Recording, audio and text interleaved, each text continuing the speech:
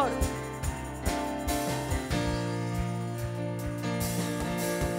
Hoy venimos ante ti con alabanza en nuestros labios, cantos de júbilo, reconociendo tu majestad, tu grandeza y tu gran amor.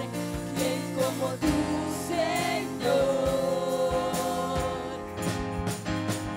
Venimos para adorarte y exaltarte, te damos lo mejor de nuestras vidas, anhelando tocar tu corazón. Venimos para adorarte y exaltarte, te damos lo mejor de nuestras vidas, anhelando tocar tu corazón con nuestra adoración.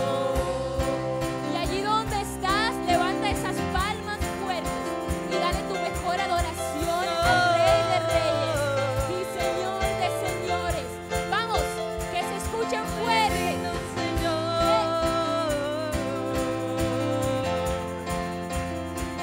Te adoramos hoy, Señor.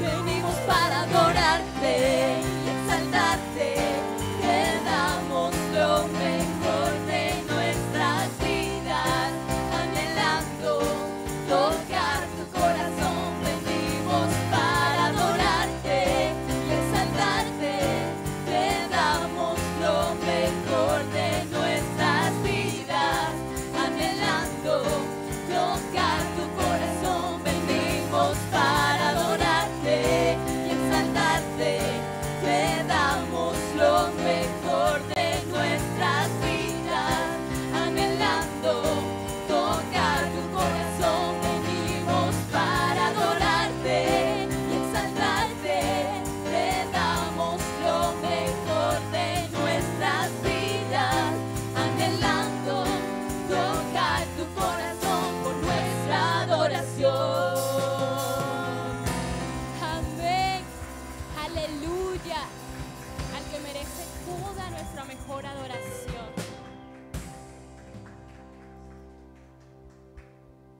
Amén. Gloria al Señor por su palabra, ¿verdad? Y por sus promesas que son reales para nosotros.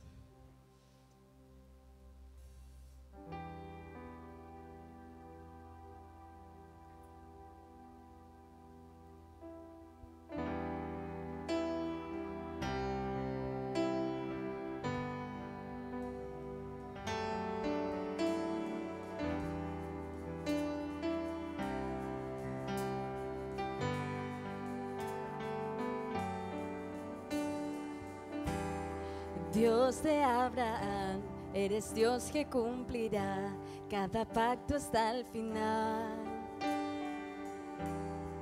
Una y otra vez te has mostrado fiel y lo volverás a hacer. A pesar de la fuerte tempestad, firme estaré y aprenderá este corazón a confiar en Él. Grande es tu fidelidad a mí. Grande es tu fidelidad a mí. Del amanecer al anochecer yo te alabaré. Grande es tu fidelidad para mí.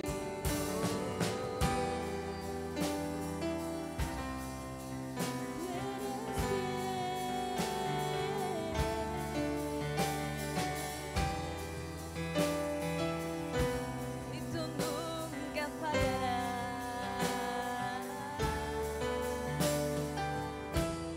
En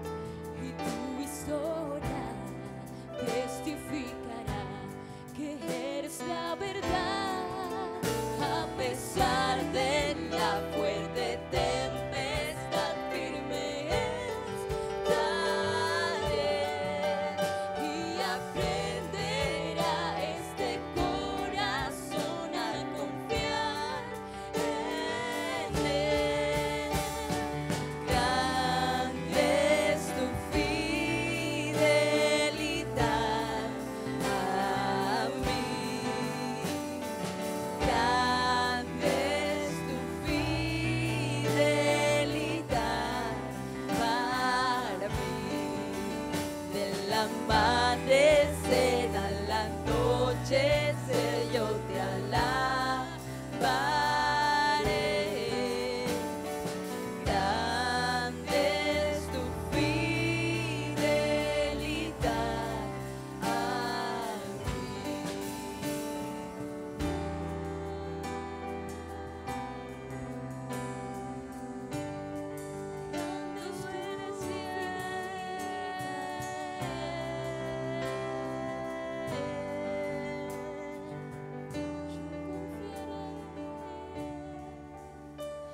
Yo confiaré en Cristo, anclado estoy en Él. Mi esperanza firme nunca me fallará. Oh, yo confiaré en Cristo, anclado estoy en Él. Mi esperanza firme nunca me fallará. Vamos a decirlo una vez más, iglesia. Yo confiaré en Cristo, anclado estoy en Él. Él es mi esperanza firme, Él nunca me fallará. Oh, yo confiaré en Cristo, anclado estoy en Él. Él es mi esperanza firme, nunca me fallará. Oh, nunca me fallará. Grande es tu fidelidad para mí. Grande es tu fidelidad para mí. Del amanecer al anochecer yo te alabaré. Grande es tu fidelidad para mí.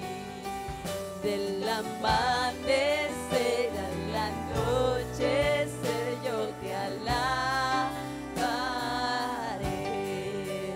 Del amanecer al anochecer yo te alabaré. Grande es tu fidelidad para mí.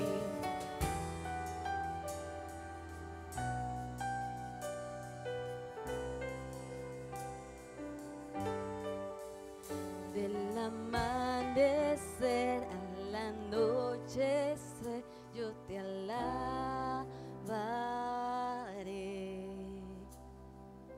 Señor, permítenos, como decía la canción, adorarte del amanecer al anochecer.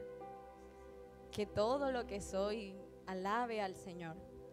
Que todo lo que yo soy, Señor, bendiga y exalte tu nombre por siempre, Señor.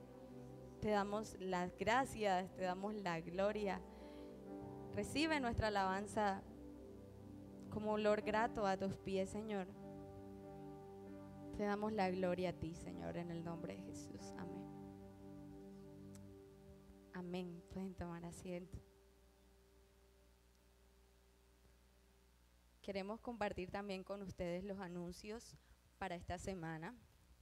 Creo que uno importante que cambia esta semana es que los hombres usualmente se reúnen los sábados a las 8 de la noche, pero esta semana no se van a reunir el sábado a las 8 p.m., sino que están invitando a la iglesia a que se puedan unir en oración a las 5 de la mañana. El propósito, orar por nuestro país, orar por la situación que estamos viviendo actualmente, el paro armado, orar por las elecciones que están próximas a venir, así que los invitamos. Por el grupo de la iglesia van a estar pasando la invitación todas las mañanas, así que les invitamos, hermanos, a que puedan levantarse un poquito más temprano, 5 de la mañana, a buscar al Señor y a interceder por Colombia.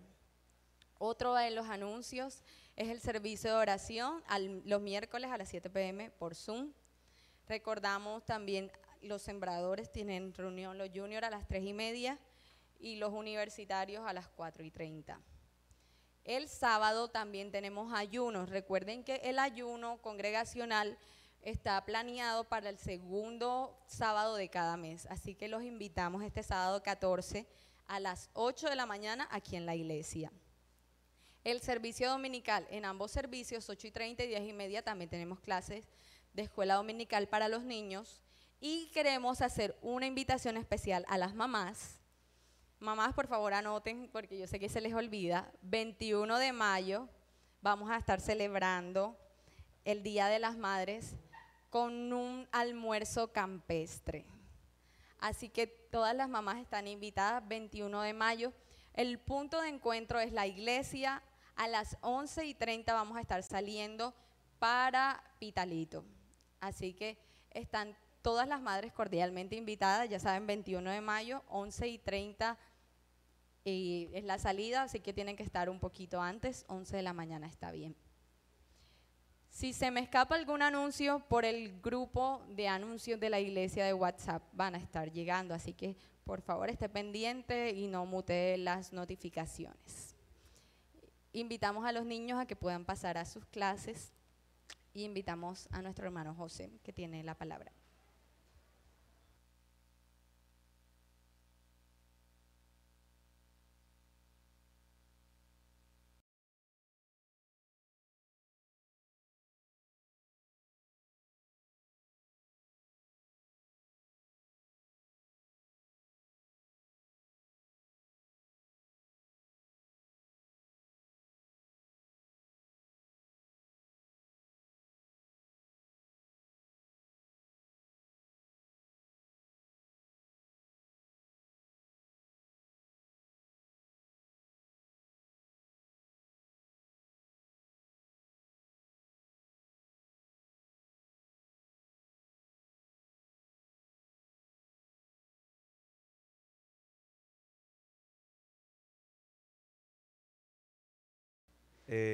Los invito a orar para que sea el Señor hablando a nuestras vidas en este día.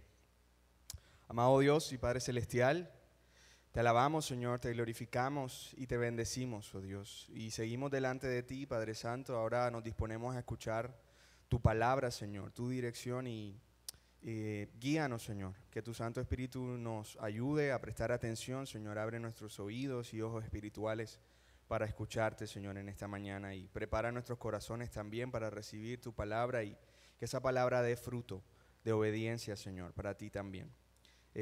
Toma tu siervo, Señor, que seas tú quien hable y guíanos, Señor, en tu verdad. Que tu Santo Espíritu nos ayude, Señor, en esta mañana a recibir tu palabra. Te damos las gracias en Cristo Jesús. Amén y amén. Bueno, mis hermanos, en esta oportunidad quiero hablarles acerca del libro de los Hechos y de cómo la Gran Comisión entra en acción con este libro y los efectos o las consecuencias de poner en marcha esa Gran Comisión. El libro de los Hechos ocurre o empieza 40 días después de la resurrección de Jesús, ¿verdad? El capítulo 1 nos habla acerca de la ascensión. El Señor Jesús da las últimas indicaciones, ¿no?, aquí en la tierra, y asciende y les promete al Espíritu Santo, cosa que ocurre 10 días después de la ascensión.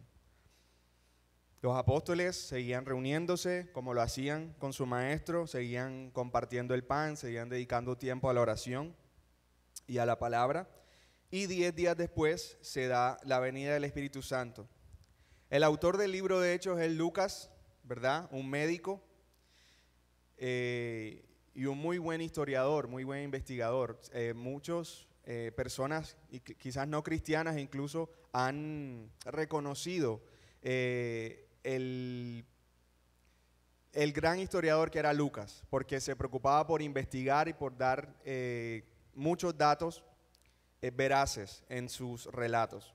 Es la continuación de un escrito dirigido a Teófilo, también lo vemos en los primeros versículos a quien se lo dedica, y dice que en el primer tratado le habló, ¿verdad?, de lo que había venido a hacer Jesús. Y continúa. Entonces, la autoría se le da a Lucas. Y el libro de los Hechos básicamente es la gran comisión puesta en marcha. La gran comisión puesta en marcha. Hoy en día hay más gente en las ciudades que en el campo, ¿verdad? A raíz, bueno, en nuestro contexto, a raíz de la violencia, la gente salió del campo a las ciudades buscando refugio, ¿verdad? Y muchos no volvieron. Soy un ejemplo de eso. Muchos no volvieron, se quedaron acá. Muchos padres también que quedaron en el campo decidieron enviar a sus hijos a la ciudad a prepararse, ¿verdad? Y luego de una preparación profesional, pues son pocos los hijos que vuelven al campo a trabajar al lado de sus padres o a seguir el legado de sus padres. Entonces, la mies es mucha y está en las grandes ciudades también, ¿verdad? Como hijos de Dios, como iglesia, estamos llamados a ser discípulos. Somos embajadores del reino aquí en la tierra, como si Dios rogase por medio de nosotros, reconciliados con el Señor. Entonces vivimos en ciudades, la gente está en las ciudades, la mayoría, y nuestro llamado es a ser discípulos de todos ellos, a llevar las buenas nuevas del evangelio a estas personas. Y de eso se trata Hechos. Estamos llamados a ser agentes de cambio. Somos la sal y la luz de la tierra. Nuestro llamado no es a quejarnos de las cosas que vemos, sino predicar las buenas nuevas de salvación y hacer discípulos, ¿verdad? Muchas veces nos quejamos de lo que está pasando, de la situación del presidente, del alcalde, y le vamos al Señor en oración con todo eso. Mira, Señor, lo que está pasando. Y es como si el Señor no estuviera enterado de ese tipo de cosas. Como el Señor nos dijera, uy, ¿verdad que sí? Tengo rato que no leo el Heraldo. El Señor está consciente de todo eso, y Él está en control. Él está en medio del asunto. Y nuestra posición aquí, como embajadores del reino, no es quejarnos, ni darle este reporte al Señor en nuestras oraciones. Es llevar las buenas nuevas de salvación. Eso es lo que va a cambiar vidas. Eso es lo que va a traer gozo y la paz de Dios a los corazones de las personas que están atravesando en este momento esta crisis de seguridad, ¿verdad? La situación actual, lo que hemos visto, gente escondida en sus propias casas con temor a salir por lo que está pasando, no por lo que pueda pasar, sino por lo que está pasando. Sin embargo, ese es nuestro llamado, mis hermanos. Nosotros contamos con el gozo y la seguridad de la vida eterna del Señor nos ha otorgado. Y estamos llamados a llevar ese gozo, esas buenas nuevas de salvación a las personas que hoy tienen, que su corazón solo alberga temor, que no tienen esperanza. Ese es nuestro llamado como iglesia. Entonces, el libro de los Hechos nos muestra que no estamos solos en esa tarea y nos muestra los efectos o las consecuencias que trae hacer la tarea. Las consecuencias que trae ser testigos de Dios aquí en la tierra, ¿verdad? El nombre del libro de los Hechos, el nombre no fue puesto por el autor, este se colocó después para poder identificarlo. Recordemos que estos libros se escribían en rollos, ¿verdad? Y para identificar cuál era, más adelante algunos hermanos, por común acuerdo, decidieron llamarle Hechos. Han habido personajes que han puesto otro nombre o que han propuesto otros nombres, y ahorita hablo de ellos.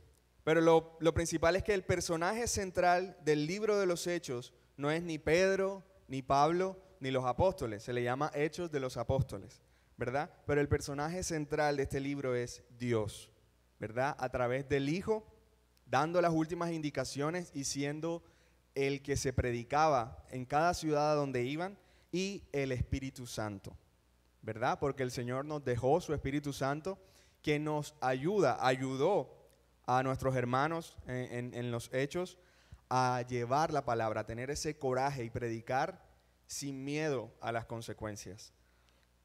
Algunos han sugerido a lo largo de la historia que pudiéramos llamarlo los hechos del Espíritu Santo, ¿cierto? Un nombre más exacto, por así decirlo, sí. Los hechos de Dios o los hechos de Cristo. John Stott, un hermano en la fe y escritor, dice, él propuso un nombre y dijo, la continuación de las palabras y los hechos de Jesús por medio del Espíritu Santo y a través de los apóstoles. Un poquito largo ese nombre. Ken Hughes también propuso otro nombre, dice, los hechos del Cristo resucitado por medio del Espíritu a través de la iglesia. También está largo. Lo cierto es que en el papiro, bueno, aquí le ponen un número, el papiro número 74, aparece escrito al final del papiro, Hecho de los Apóstoles. Y quizás de ahí empezó el llamarle así. Y hacen la claridad de que está escrito al final, ¿verdad? Algún hermano decidió, para empezar a identificarlo, colocar esto al final. Otros manuscritos del siglo IV o siglo IX, del siglo IV al siglo IX, aparecieron con el nombre Hechos al final. Alguien más, los que transcribían, colocaban al final simplemente Hechos.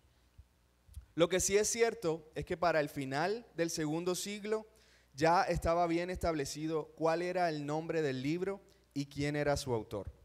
De eso podemos tener seguridad. Lucas, un médico muy bien educado y con una buena relación con Pablo. Pablo en sus escritos le llama Lucas el médico amado. Y en los Hechos, Lucas relata algunos relatos en primera persona, como estuvimos ahí, nos quedamos ahí hasta el día siguiente, pasamos la noche, todo este tipo de cosas. Entonces fue compañero de misiones de Pablo. Y al Lucas ser médico, pudiéramos imaginarnos también a Lucas cuidando de Pablo, ¿no? En sus heridas. Él fue azotado muchas veces, picado mordido por serpientes y todo lo demás. Entonces podemos también ver quizás cómo se fortaleció esa relación también al imaginarnos, ¿no? A Lucas en su condición de médico cuidando también de las heridas de Pablo. Y tal era la relación que Pablo hace esa aclaración, Lucas el médico amado. Fecha para este libro, para el libro de los Hechos, años 60 y 70. Otros dicen que fue escrito entre el año 70 y 80 después de Cristo. Entonces, el libro de los Hechos nos brinda un panorama del poder de la palabra de Dios para transformar vidas y sociedades. Vemos a la iglesia expandirse y florecer en medio de la oposición, ¿verdad? Y fue la palabra del Señor. Esa también es la protagonista en este libro. La palabra del Señor. A donde ellos iban, predicaban la palabra. Salmos 19, del 7 al 8, nos habla acerca de esa palabra del Señor. Dice, la ley de Jehová es perfecta, que convierte el alma. El testimonio de Jehová es fiel, que hace sabio al sencillo. Los mandamientos de Jehová son rectos, que alegran el corazón. El precepto de Jehová es puro, que alumbra los ojos. Esto es lo que hace la palabra del Señor. Convierte el alma, transforma corazones y hace sabio al sencillo. Y aquí cuando habla de sencillo es el ignorante, ¿verdad? La persona que no tiene conocimiento. Lo convierte, lo hace sabio. Preparando esto me acordaba a un libro, no sé si el hermano se llama Víctor Landero, que era una persona que solo sabía leer la Biblia. Solo podía leer la Biblia, porque él no sabía ni leer ni escribir. Y cuando conoció al Señor, el Señor en su infinita misericordia le dio la capacidad de solo leer la Biblia. La palabra del Señor hace sabio al sencillo, ¿verdad? No solo de leerla, porque todos leemos, ¿no? Todos la hemos leído, pero también de entenderla, que esa palabra surta el efecto esperado en el corazón. Eso es lo que hace la palabra de Dios y eso era lo que predicaban los apóstoles del Señor en el libro de los Hechos. La proclamación del evangelio por parte de estos hombres de la iglesia primitiva puso a los apóstoles en una posición de choque contra la cultura grecorromana. El libro cierra con Pablo en Roma, predicando la palabra por 2 años y sin estorbo. A Pablo le dieron algo así como casa por cárcel en Roma, en la capital del imperio romano. Un imperio que se había propuesto hacerle estorbo a esta predicación, ¿verdad? Y Pablo tuvo la libertad, estando encarcelado, de recibir visitas, ¿verdad? Todo el que quería podía ir a ver a Pablo. Y Pablo, ¿qué hacía? Predicaba la palabra por 2 años y sin estorbo. Entonces aquí vemos cómo la palabra del Señor, el poder de Dios obró en estos hombres y les llevó simplemente a hablar lo que habían visto y oído. Y cómo la palabra del Señor transformó corazones, transformó vidas, e impactó ciudades, poblaciones y sociedades de todo tipo. Vamos a estar viendo el tipo de personas que el Señor tocó con su palabra. Entonces no es un movimiento político, no es un nuevo presidente, no son mejores alcaldes lo que va a cambiar nuestra sociedad. Es la palabra del Señor, es el hacer discípulos. Eso es lo que cambia vidas, corazones. Amén. Es importante tener eso presente, mis hermanos. La palabra venía derribando barreras en el interior de los corazones y derribando barreras en el corazón de las culturas. Aquí les leo un comentario sobre esto.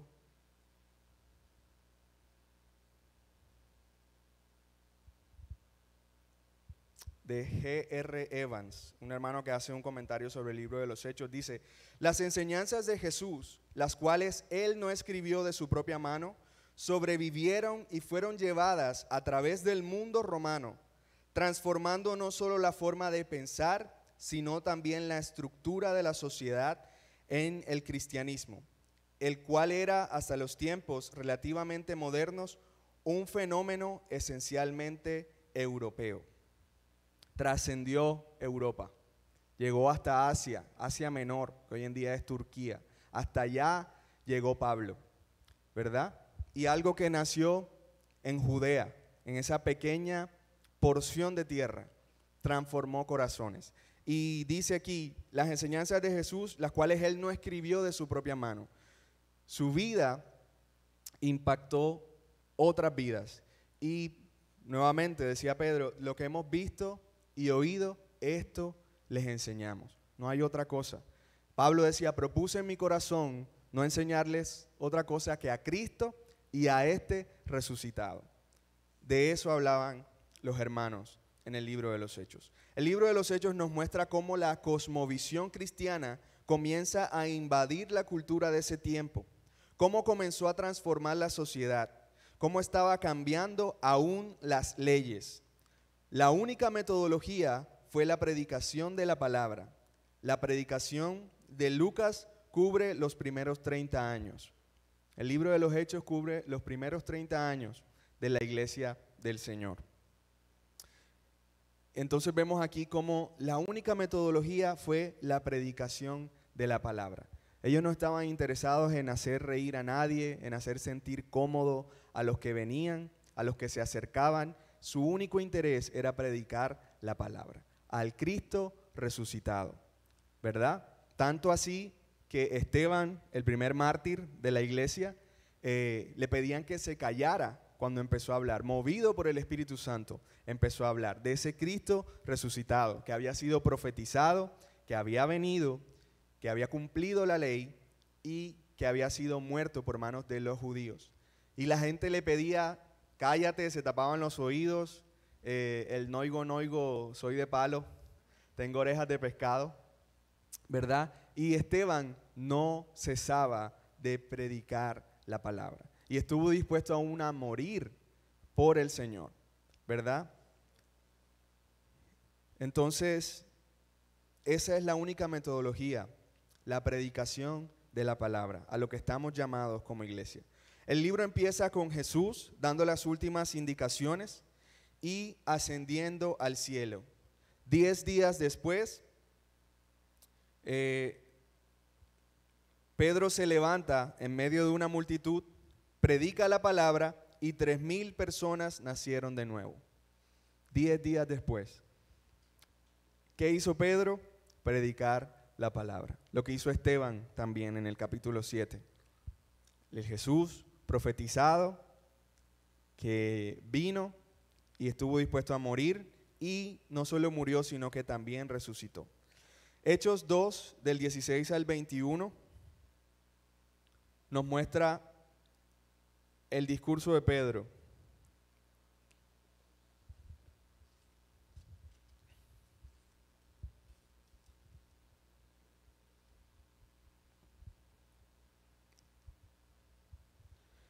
Dice, mas esto, bueno, leo desde el 14. Entonces Pedro, poniéndose en pie con los 11, alzó la voz y les habló diciendo, varones judíos y todos los que habitáis en Jerusalén, esto os sea notorio y oíd mis palabras, porque estos no están ebrios como vosotros suponéis, puesto que es la hora tercera del día. Mas esto es lo dicho por el profeta Joel. Y en los postreros días, dice Dios, derramaré de mi espíritu sobre toda carne, y vuestros hijos y vuestras hijas profetizarán. Vuestros jóvenes verán visiones, y vuestros ancianos soñarán sueños. Y de cierto, sobre mis siervos y sobre mis siervas en aquellos días, derramaré de mi espíritu y profetizarán. Y daré prodigios arriba en el cielo y señales abajo en la tierra, sangre y fuego y vapor de humo. El sol se convertirá en tinieblas y la luna en sangre, antes que venga el día del Señor, grande y manifiesto. Y todo aquel que invocare el nombre del Señor será salvo. Fue la primera parte, ¿no?, del primer discurso de Pedro. Luego continuó hablándoles de ese Jesús resucitado. ¿Qué hizo Pedro en esta porción de la palabra? Predicó la palabra. Citó textos del Antiguo Testamento como Joel y Salmos. Habló de la salvación ofrecida por medio de Cristo. Habló de la cruz y de la resurrección. Confrontó a la gente con su pecado. Les dijo, ustedes lo crucificaron. Presentó el señorío de Cristo.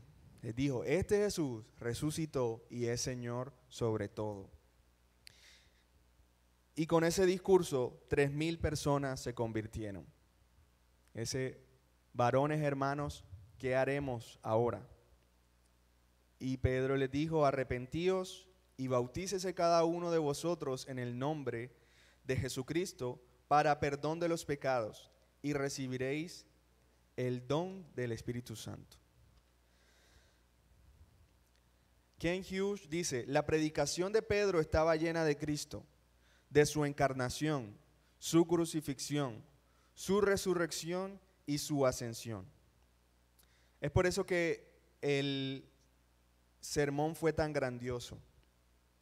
Hechos 2:36 nos dice, sepa pues ciertísimamente toda la casa de Israel, que a este Jesús, a quien vosotros crucificasteis, Dios le ha hecho Señor y Cristo, Señor y Mesías. Una palabra con la que los judíos se identificaban porque ellos estaban esperando al Mesías.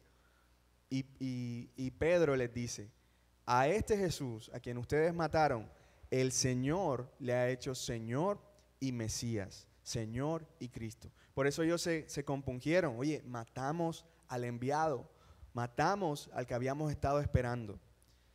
Y le dijeron a Pedro, ¿qué hacemos? ¿Qué haremos? Reconocemos nuestro pecado. Hechos 2:47.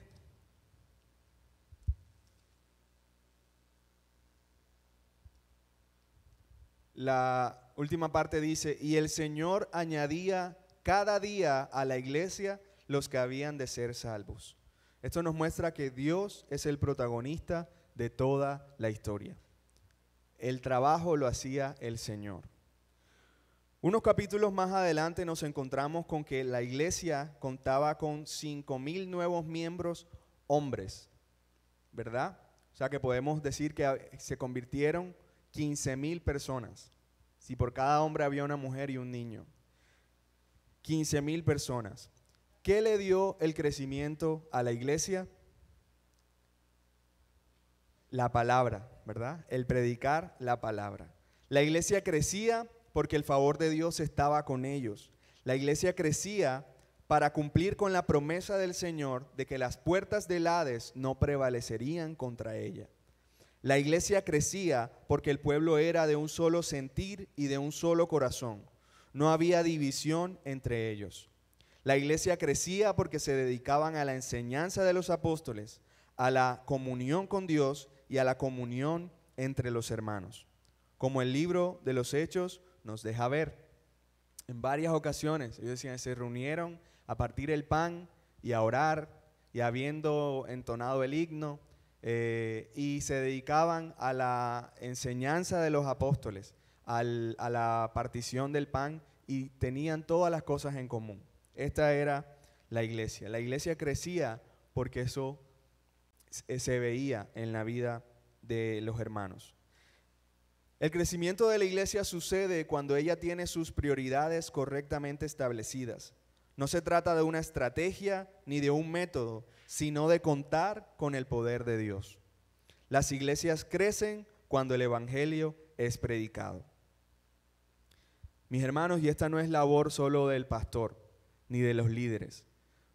Cada miembro es un ministro del Señor. Cada miembro es un siervo para el Señor. Y el llamado para predicar y hacer discípulos es a toda la iglesia, ¿verdad? Eso no fue para los 11 solamente, eso es para todos. Entonces, su llamado es a predicar el evangelio y a vivirlo, porque difícil es que usted le hable bonito a una persona de todo lo que el Señor hace y usted viva una vida que muestra que usted no ha creído eso todavía. Entonces, eso es importante. Escudriñe su palabra, llénese de ella para que usted tenga de qué llevarle a otras personas, de qué impregnar a otras personas. Cuando usted está lleno del Señor, de su palabra, usted va a irradiar eso. Y otras personas van a preguntar, quiero conocer a tu Señor también. Entonces, el crecimiento de la iglesia tenía a las autoridades frustradas. Hechos 5:28.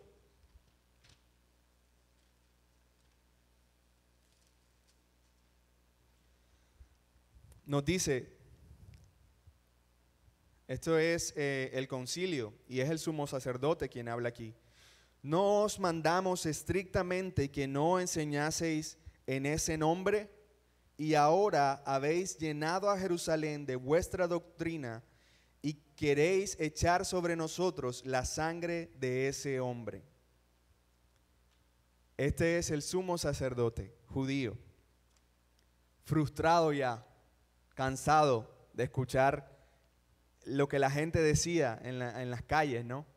Del Cristo resucitado. No, ayer nos hablaron de Cristo, el que murió, el que resucitó.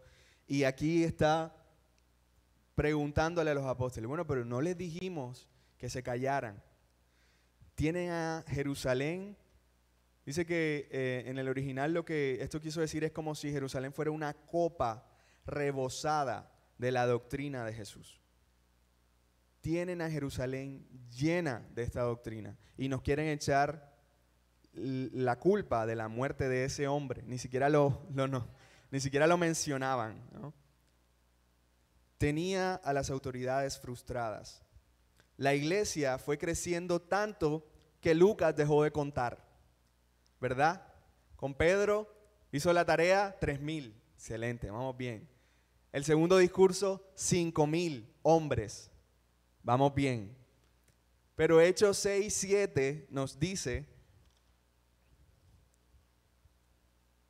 y crecía la palabra del Señor y el número de los discípulos se multiplicaba grandemente en Jerusalén.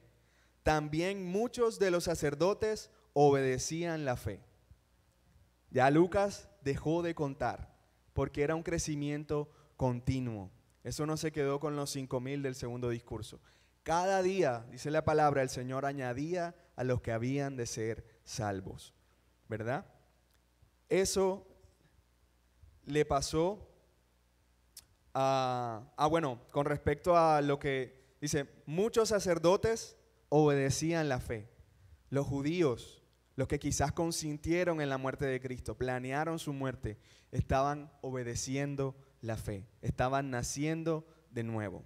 Autoridades judías, religiosas, de eminencia. Eso fue lo que le pasó a Martín Lutero y a otros durante la Reforma. Martín Lutero era un monje. Cuenta la historia que hizo un voto, ¿verdad? En una noche, una tormenta eléctrica. Dijo, me haré monje, sálvame y me haré monje. Le hizo un voto a una de las vírgenes que existen. Y se salvó y se metió en la iglesia. Él creo que estaba estudiando Derecho, si mal no estoy. Eso querían sus padres, que él estudiara. Pero él dijo, yo le hice un voto a la Virgen, no sé cuál, y le tengo que cumplir, imagínate tú. Me manda un rayo si no.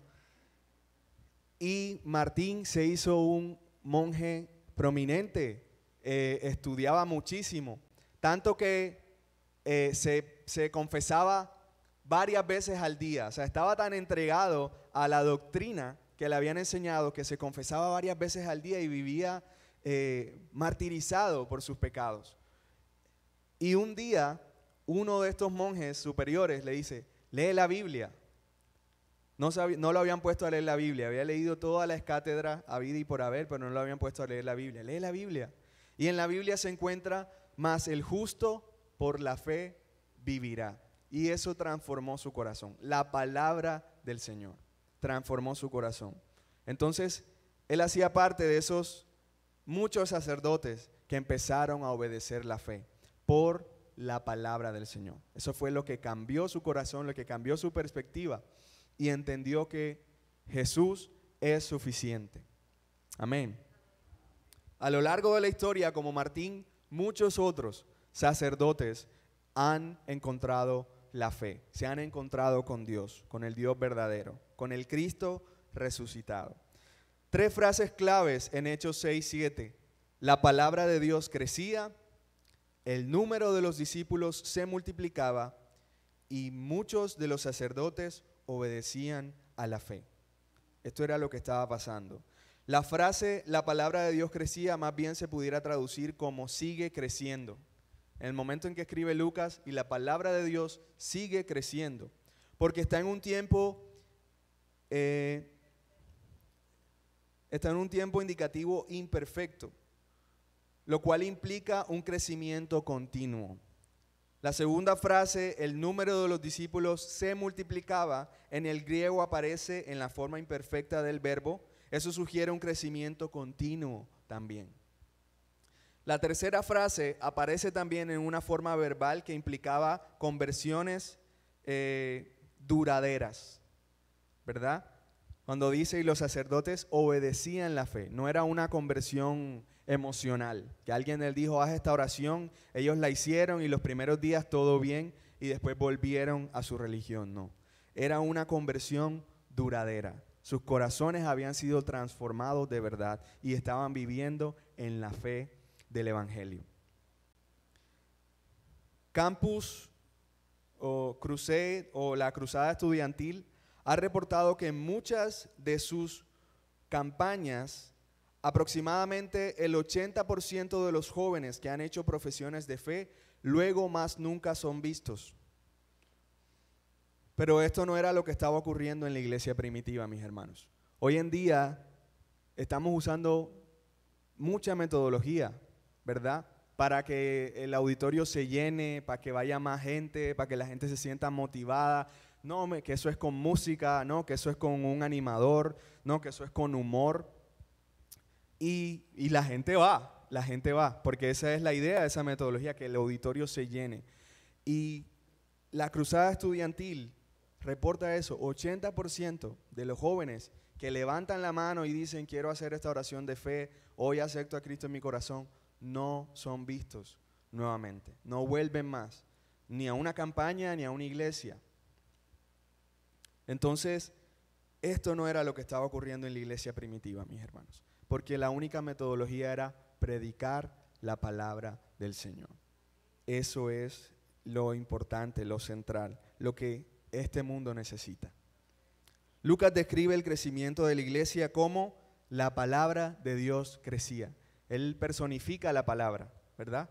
La palabra de Dios crecía. Y así como crecía, el número de los discípulos se multiplicaba, y así como crecía, muchos de los sacerdotes obedecían a la fe. La historia va progresando, ¿no? Y Lucas va desenvolviendo la historia de una manera increíble para nosotros. Hechos 6, 7, la palabra de Dios crecía, los discípulos se multiplicaban, los sacerdotes abrazaban la fe. En Hechos 7, Esteban fue muerto a pedradas, el primer mártir. Y esto causó temor, ¿verdad?, en los creyentes. Y muchos, huyéndole a la muerte, fueron esparcidos. Hechos 1 nos dice: y Saulo consentía en su muerte, hablando de Esteban.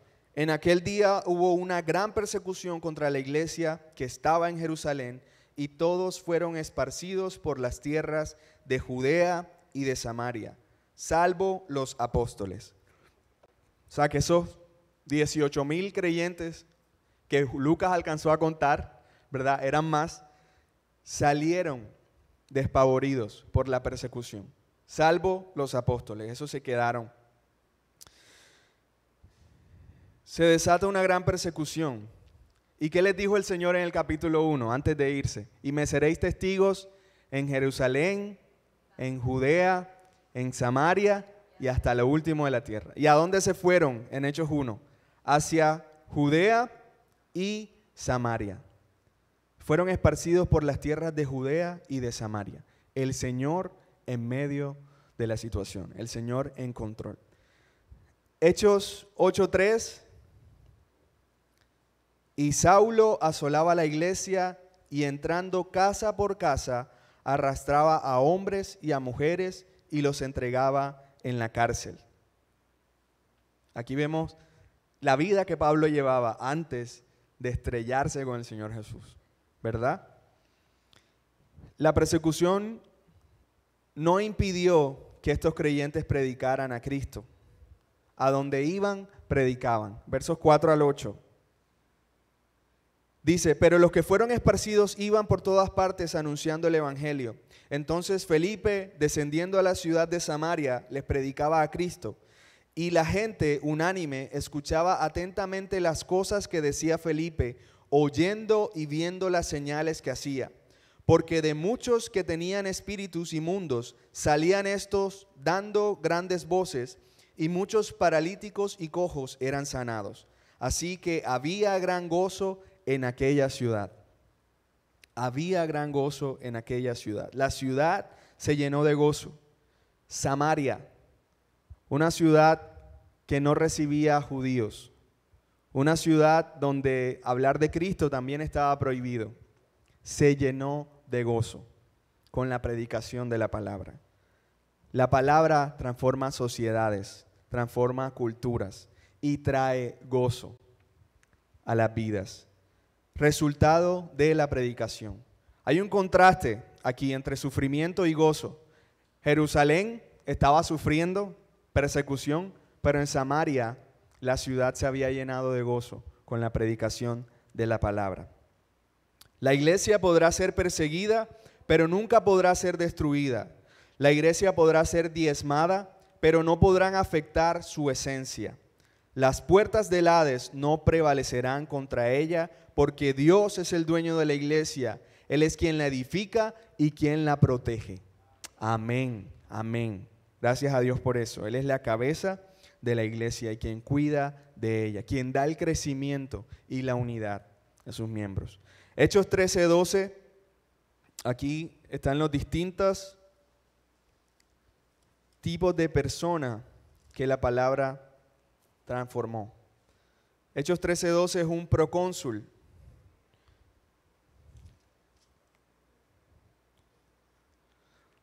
Y entonces el procónsul, viendo lo que había sucedido, creyó, maravillado de la doctrina del Señor. Procónsul era el encargado en Chipre, el procónsul de Chipre, era el gobernante, puesto por el Imperio Romano ahí. Maravillado por la palabra del Señor, creyó a lo que los apóstoles predicaban. Hechos 16:14, una mujer de negocios, Lidia, abraza la fe. Esto pasó en Filipos. Una mujer prominente económicamente. Hechos 16:33, un carcelero y toda su familia creen y son bautizados. Hechos 17:2, gente prominente y de influencia fueron convertidos. Y esto lo dice Lucas.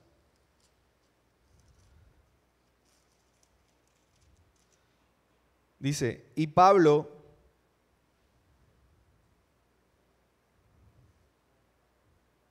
creo que copié la cita mal. Pero en ese capítulo habla Lucas de, así, gente prominente y de influencia fueron convertidos. Hechos 19:19, gente abandonando prácticas paganas y de hechicería. 19.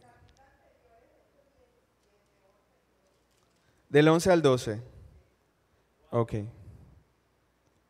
Y estos eran más nobles que los que estaban en Tesalónica, pues recibieron la palabra con toda solicitud, escudriñando cada día las Escrituras para ver si estas cosas eran así. Así que creyeron muchos de ellos y mujeres griegas de distinción y no pocos hombres. A la par, mujeres y hombres creyendo en el Señor. 19:19. Asimismo, muchos de los que habían practicado la magia trajeron los libros y los quemaron delante de todos, y hecha la cuenta de su precio, hallaron que era 50,000 piezas de plata. Eso no es cualquier puñado de dinero. Jesús fue vendido por 30 piezas de plata, y creo que Daniel dio el monto aproximado de lo que eso significaba. No sé quién se acuerda. Más de 30 millones de pesos. Aquí hablamos de 50,000. 50,000 piezas de plata. De personas que se habían dedicado a la magia, a la hechicería, y fueron transformadas por la palabra del Señor. Todos estos son algunos de los ejemplos de lo que hace la palabra de Dios en las vidas de quienes lo reciben. Personas de todas las esferas sociales y de varias culturas y razas. Aquí vemos a un procónsul, una mujer de negocios, un carcelero y su familia, personas humildes, ¿no?, de escasos recursos, transformados por la palabra del Señor. Gente prominente y de influencia, gente hechicera que había dedicado su vida a la hechicería y a la magia, transformada por el Señor y diciéndole, hasta aquí, quemaron todo. Pero estos son simplemente una muestra de lo que estaba ocurriendo en distintas comunidades en la iglesia. Lucas era un historiador muy agudo y él va relatando cómo es que la iglesia va creciendo. Hechos 6:7, la palabra de Dios crecía y seguía creciendo. Hechos 9:31, la iglesia gozaba de paz. La iglesia gozaba de paz. En medio de la persecución, cuando los caminos del hombre placen a Dios, Él hace que aún sus enemigos estén en paz con Él. Hechos 12:24, pero la palabra del Señor crecía y se multiplicaba. Hechos 16:5, iglesias confirmadas a la fe y diariamente crecían en número. Hechos 19:20, y prevalecía la palabra del Señor. y prevalecía la palabra del Señor. Eso era lo que importaba. Lutero una vez dijo, yo no hice nada, yo prediqué la palabra, me fui a dormir y mientras dormía la palabra lo hizo todo. No es en nuestras fuerzas, es en el poder del Señor y es su palabra la que transforma corazones. Hechos 28 del 30 al 31, así es como termina el libro de Hechos. Y Pablo permaneció 2 años enteros en una casa alquilada y recibía a todos los que a él venían, predicando el reino de Dios y enseñando acerca del Señor Jesucristo abiertamente y sin impedimento. Los discípulos crecían en número y la palabra crecía en influencia. Los discípulos crecían en número y la palabra crecía en influencia. Pero ¿qué está pasando en Latinoamérica, mis hermanos? Los discípulos crecen en número, pero la palabra no ha crecido en influencia, ¿verdad? Hay algo que se llama el cristianismo nominal y es gente que se denomina a ellos mismos cristianos, que dicen creer en Jesús, pero no viven su vida como cristianos. No viven su vida como si el Señor fuera su Señor y Salvador. Muchos lo han recibido, en otras ocasiones he expuesto, muchos han recibido al Señor como su Salvador y ya. Y viven su vida tal y como la vivían antes de hacer esa oración de fe, porque algunos dicen, no, yo hice la oración de fe, yo soy cristiano. Pero aceptaron solo esa parte del Señor como su Salvador. Y viven su vida como si el Señor no fuera el Señor de sus vidas. Entonces, en Latinoamérica, los discípulos crecen en número, pero la palabra no ha crecido en influencia. Muchos se preocupan por su salvación personal, pero les falta una conciencia ciudadana y quizás tienen poca conciencia del reino de Dios. La iglesia es la embajada del reino de los cielos aquí. Y nosotros, sus embajadores, como si Dios rogase por nosotros, reconciliados con el Señor. A eso estamos llamados, mis hermanos. Entonces, examinémonos. Somos cristianos que confían en el Señor como su Señor y Salvador. Y si es así, estamos multiplicando su palabra, estamos haciendo que su palabra crezca en influencia. Porque es la palabra la que va a transformar nuestro país, la que va a transformar sociedades, la que va a transformar familias. Familias que hoy en día se dejan convencer por cualquier cosa que salga en una pantalla. Necesitamos más de la palabra, necesitamos la palabra. Eso fue lo que cambió la vida del Imperio Romano, lo que cambió la vida de Samaria, de Jerusalén y de Judea, lo que cambió la vida de Asia Menor, a donde Pablo se atrevió a ir guiado por el Señor, lo que hoy en día es Turquía. Ahí llegó la palabra del Señor. Eso es lo que necesitamos. El crecimiento de la iglesia siempre ha estado ligado a la predicación de la palabra. Hechos 19, 18 al 19. Predicando el reino,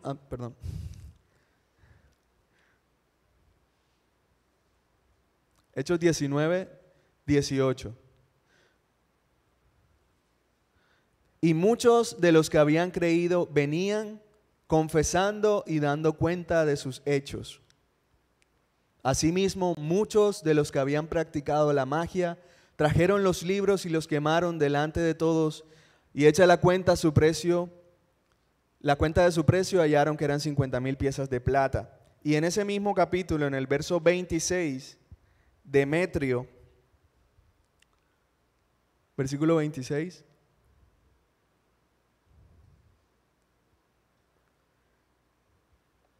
Este es Demetrio, un comerciante. Dice, y veis y oís que este Pablo, no solamente en Éfeso, sino en casi toda Asia, ha apartado a muchas gentes con persuasión, diciendo que no son dioses los que se hacen con las manos. Es que si lo hiciste con las manos no puedes ser un dios, porque lo hiciste tú, es obra de tus manos. No puede ser un dios. Demetrio, junto con otros, se dedicaban a vender estatuillas. Si mal no estoy, de la diosa Diana en Éfeso. Y Pablo, con la palabra del Señor, llegó a dañarles el negocio.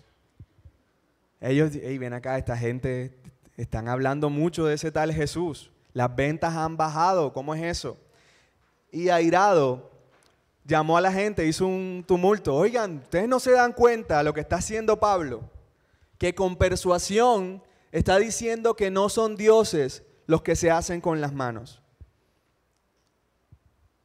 Ese fue el impacto de la predicación de la palabra.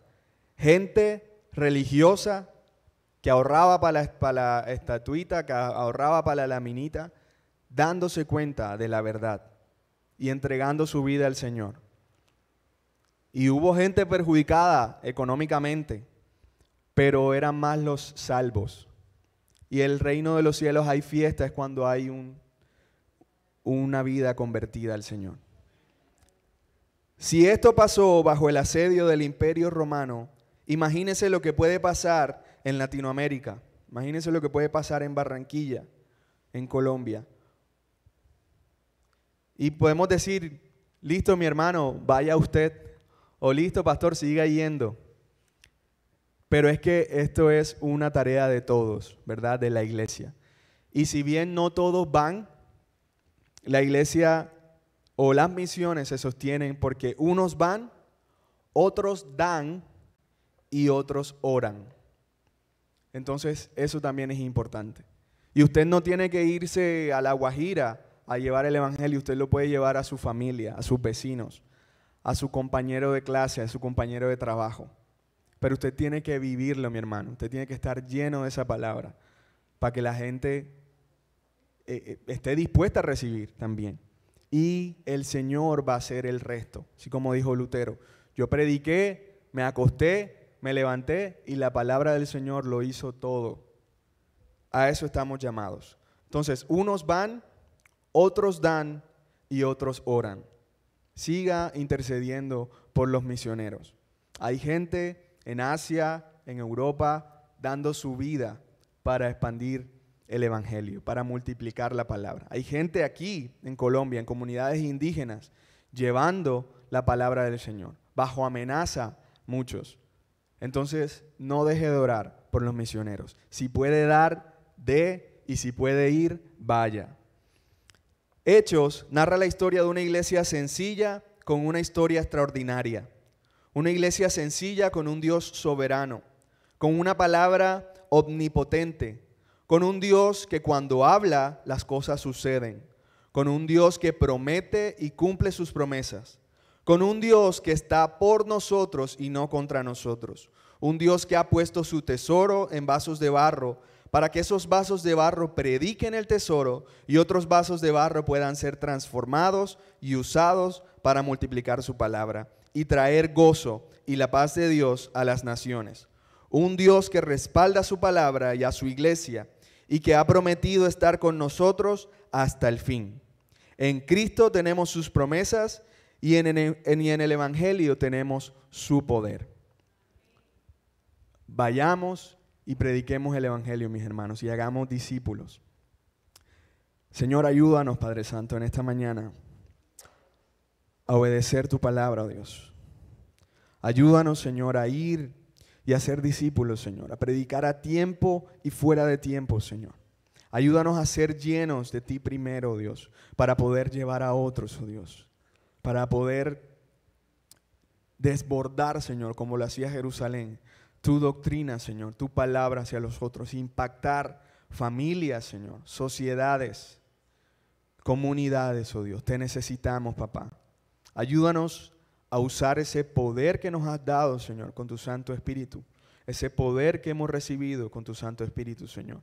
Y ayúdanos a ser testigos en Barranquilla, en Cartagena y hasta lo último de la tierra, Señor. A donde tú nos lleves, papá. Permítenos ser sal y luz, oh Dios. Eso somos ya en ti. Ayúdanos a vivir como tal, Señor. Como sal y luz de la tierra, Padre bueno. Ayúdanos a ser embajadores del reino y a vivir como tal, Señor. no solo con los beneficios, Señor, sino también con gozo en nuestros corazones al hablar de ti, Señor. Al hablar de ti, oh Dios. Ayúdanos, Señor, a cumplir con esa gran comisión. Ayúdanos a darle el lugar que merece tu palabra, Señor. Es tu palabra la que transforma corazones, la que convierte el alma, la que hace sabio al sencillo, Señor. Haznos sabios, Señor, con tu palabra. Ayúdanos a atesorarla, Señor. Que llene nuestros corazones, oh Dios. A leerla, a entenderla, Señor. Y a estar dispuestos a llevarla a otros, oh Dios. Transforma a tu iglesia, Señor. Dale crecimiento, dale unidad, oh Dios. Tú eres la cabeza, papá. Gracias, Señor, por tu iglesia, Señor. Gracias porque eres tú quien la protege, Señor. Gracias por tu palabra, Señor, que transformó nuestras vidas y lo sigue haciendo, Señor. Ayúdanos, oh Dios. Te pedimos por aquellos que hoy están llevando tu evangelio, Señor, en una nación distinta a la que nacieron, Señor. En un contexto distinto, Señor, al que estaban acostumbrados, oh Dios. Muchos, oh Dios, bajo amenaza de muerte. Muchos, Señor, expuestos, Padre Santo, a la muerte por ti, Señor, por llevar tu palabra. Porque no es tonto aquel que da lo que no puede retener para ganar aquello que no puede perder. Ayúdanos, Señor, a llevar tu palabra a tiempo y fuera de tiempo, Señor. A ser verdaderos discípulos, Señor. A vivir contigo como nuestro Señor y nuestro Salvador, Señor. Que haya gozo en nuestros corazones. Que podamos llevar de tu paz a las ciudades, Señor. Te amamos, Señor, y queremos amarte más. Gracias, Señor. Quédate con nosotros. En Cristo Jesús. Amén y amén. Señor les bendiga, mis hermanos.